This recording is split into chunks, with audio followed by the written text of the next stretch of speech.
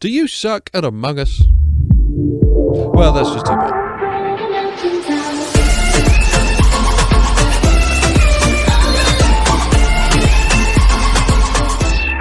Hey, what's going on, guys? TG Giant here, aka Lewis. Today we got a lovely little video, how to win as a crewmate, how to get more wins as a crewmate. This is my top 10 list of tips and tricks.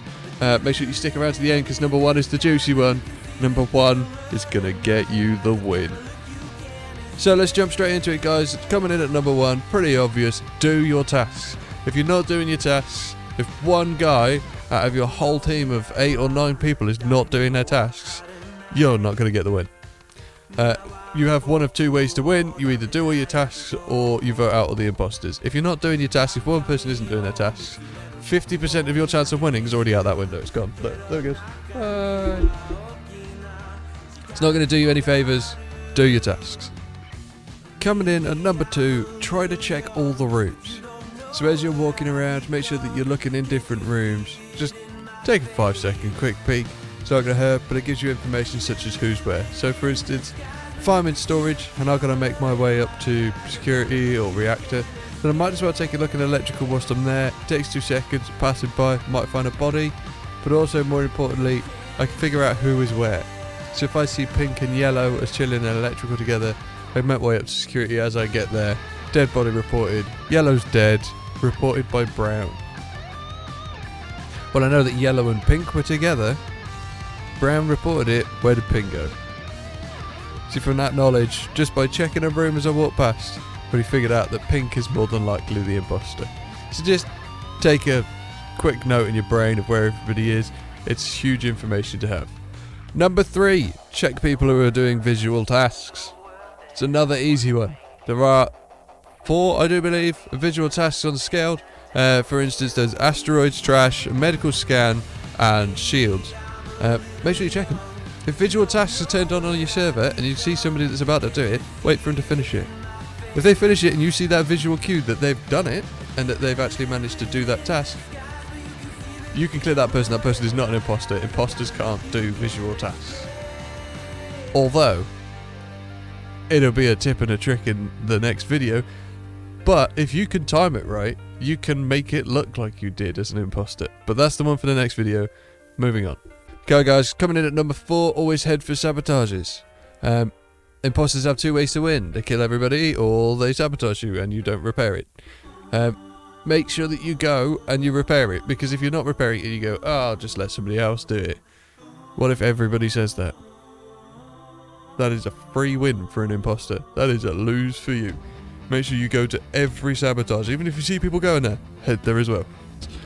If lots of people are already at that sabotage that you were going to, guard the room. If 6 people are stood there all trying to flick light switches in electrical, that's going to make it 10 times harder. If there's more than 2 people stood at that electrical cabinet, spread yourselves out around the room, and then you'll be able to see if anybody's trying to come in and kill anybody. One of my favourite ways to get kills as an imposter is send everybody to electrical as a sabotage, jump in through the vent at the back, take somebody out, go back out through that vent. Everyone tends to sit down by the cupboard. They've got the switches up on the screen. They can't see what's going on. If you can't see what's going on, you're not going to see who died. So number 6. Number 6 sounds counterintuitive, but it's pretty important. Don't specifically or exclusively look for the imposter until your tasks are done. If you're just running around and you see yellow doing something a bit dodge, have a quick look at where he's going, but otherwise get on with your tasks. If you're running around chasing people thinking, oh, I think this guy's a little bit suspicious, I'm going to chase after him. 2 things. First, you look like the imposter. If you're chasing everybody, they're not going to like that. Number 2, you're not doing your tasks. You're not doing number 1 on the list. Well, number 10 on the list, actually. But you need to do your tasks. If you're running around looking for the imposter, you're wasting time. What happens when they've killed 5 people, there's only 5 people left, there's 2 imposters. You've then got to get either your tasks done before they kill anyone, or you've got to know who it is. Your chances are not great that you're going to know who both imposters are at that point, because if you knew who both imposters are, you wouldn't have got to that point. Do your tasks, stop looking for the imposter. Now, number 7. Number 7 is a big one. I see people doing this all the time. It's infuriating. It's the quickest way to lose a game. Stop accusing people if you don't have solid proof.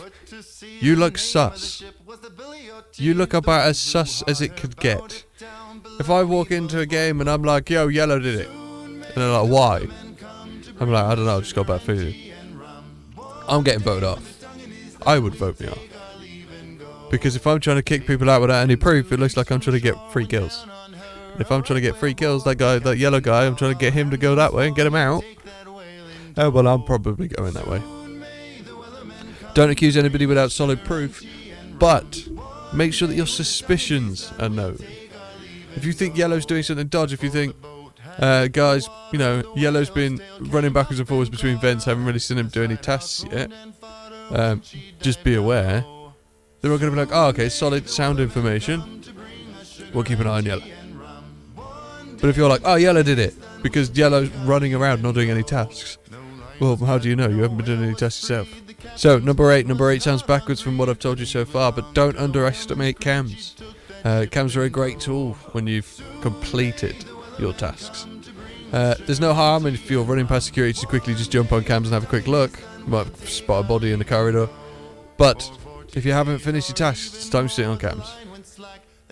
But the reason that you shouldn't underestimate cams is that if you're remembering where everybody is, what rooms they're in as you're running around, and then you can see the corridors and you can see every corridor, you know who's moving around.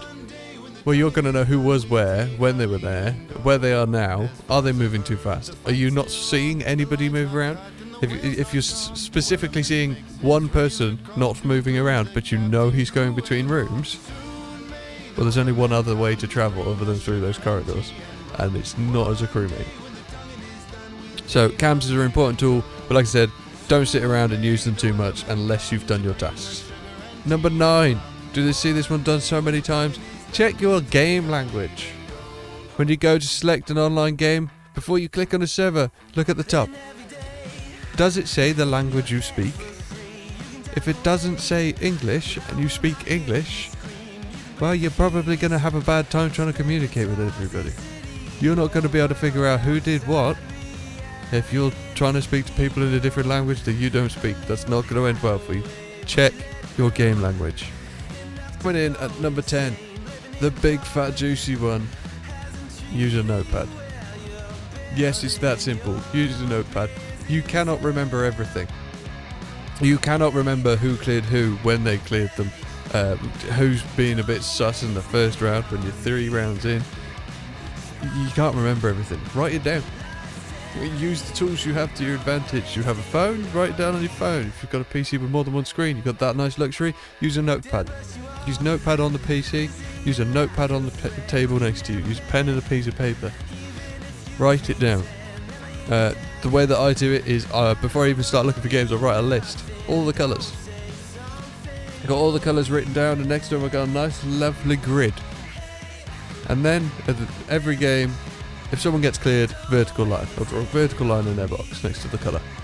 And then if somebody's being sus, I will take that line and make it a /.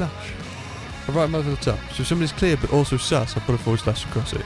And yes, somebody can be cleared and sus, because if you didn't clear them, they can be sus.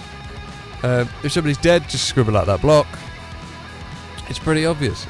By the time I've got to the second round, I tend to know who did what. And if you want to go one step further and take your gameplay to the next level and take every game to the win, also write down who cleared who. Because if red cleared blue and blue cleared red, and then somebody goes, red vented. But once you voted red off and red was an imposter, well, you know who the other one was. Blue is also the imposter, because you can't clear an imposter. So if somebody does clear an imposter, chances are they are probably an imposter. You will win most games within 2 to 3 rounds. I tend to know who at least one of the imposters is by the second round. So make sure that you're using these tips to your advantage. Go out, get yourselves all the wins. Happy sussing. I hope this has helped somebody. Make sure to smash the like button if you've enjoyed it. Smash the subscribe button. This way or that way. I can never figure it out. But yeah, make sure you go check out all the other content. We live stream here, playing Among Us mostly, every Tuesday and Thursday, 8 PM BST. Come and check it out here on YouTube. Thank you for watching, and I'll see you next time.